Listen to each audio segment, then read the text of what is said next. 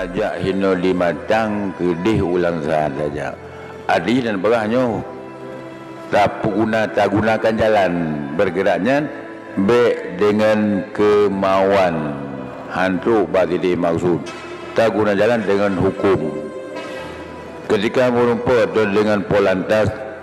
Nah, sini pak, nah, setengahnya pak, nah, yang berlaku dengan kenderaan plat polisi benar tok Polri, lampu samping kanan kiri mesti udip, lampu belakang stop mesti merah, ya, lampu depan mesti nyala, beres kalau dah. Coba surat mengudinya pak, tajuk surat izin SIM.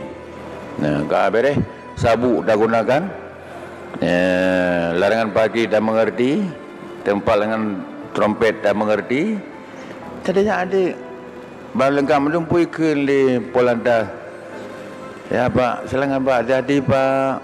Yuk, kepui hormat. Yang kena hormat hukum, izin pun hak hormat hukum. Karena hukum dah benar, mesti terhormat dia. Bukan dia terhormat, hukum yang dia pikir itu lah terhormat.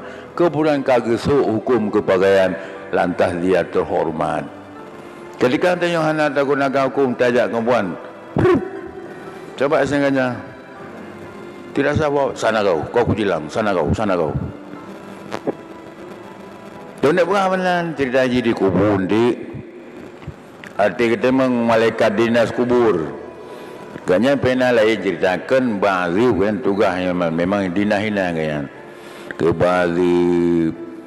Nah hukum kan kau hukum kaki diri solat jamaah, hukum kaki bergerak masjid tali lagi urung-urung ni. Ya kunjung orang tua segalanya. Itu lupa.